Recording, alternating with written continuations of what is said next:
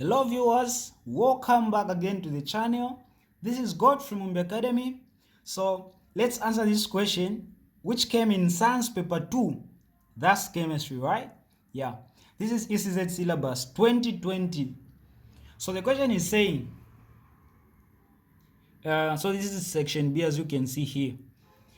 Study figure B 1.1 and table B 1.1 below and answer the questions that follow. So this is B 1.1, the figure. This is the table B 1.1. So with the figure here, the figure is showing changes of states of what? Of matter.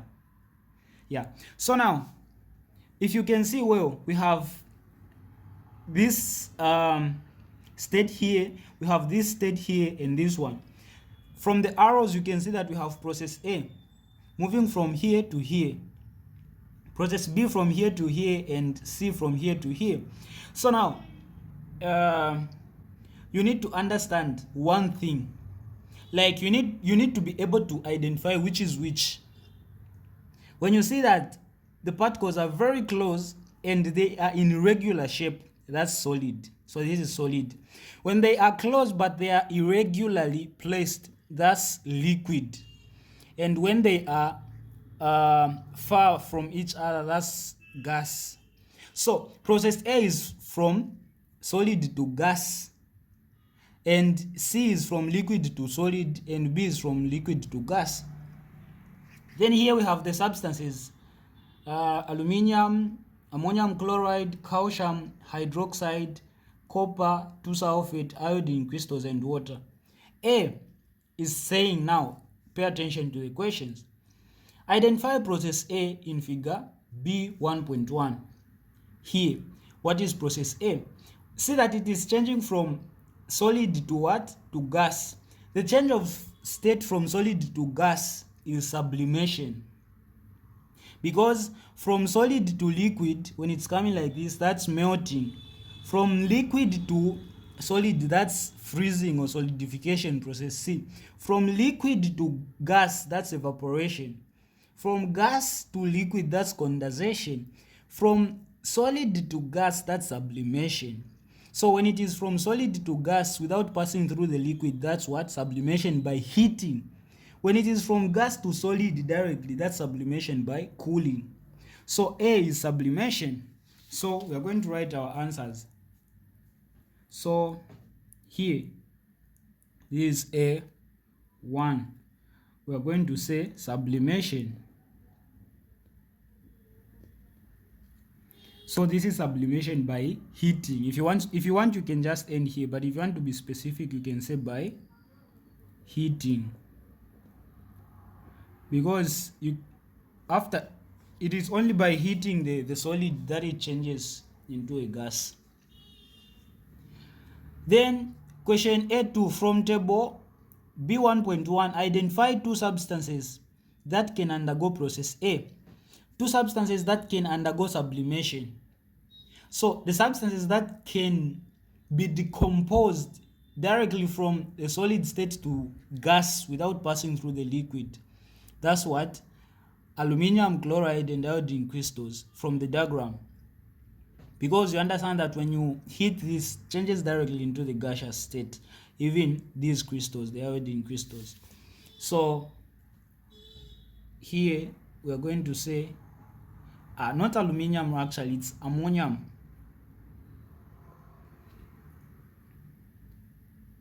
Ammonium chloride, this one here. This is aluminium oxide. This one doesn't undergo sublimation, but this one, ammonium chloride and iodine crystals. So 2 and iodine crystals.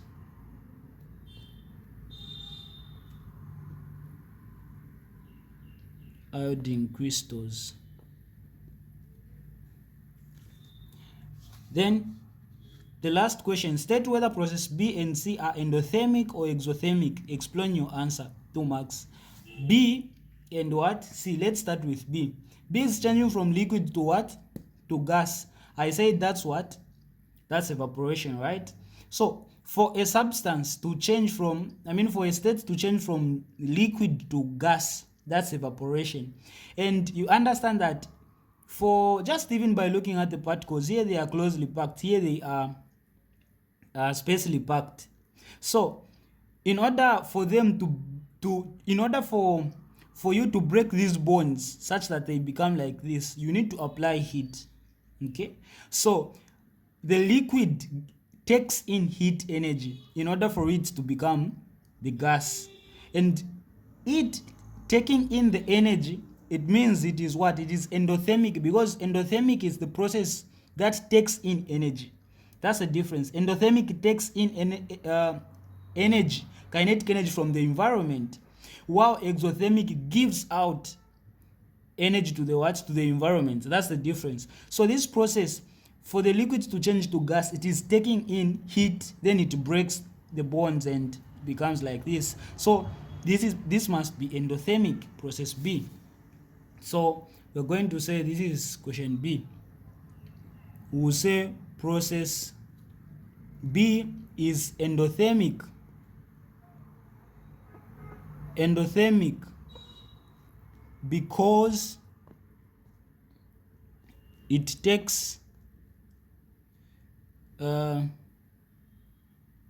so you can say this is endothermic because it is getting in, or because it gets in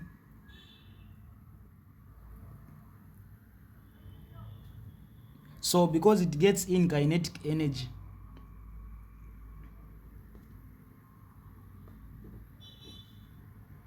That is for the liquid to change into gas. Yeah, so that's it. Then for process C, you understand that it is moving from liquid to gas, and the particles here are even more closer.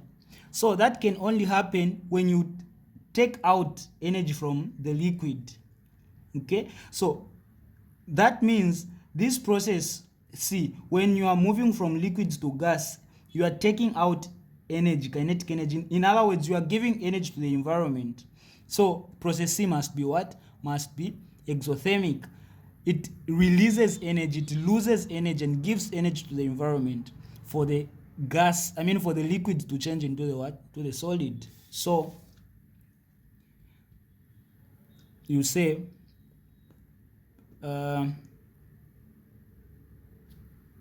okay, you say process C is exothermic,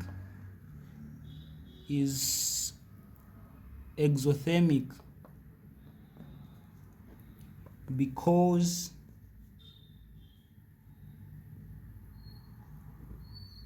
energy is given out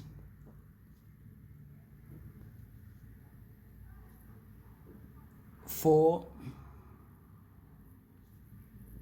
okay, you can say energy is given out when the liquid is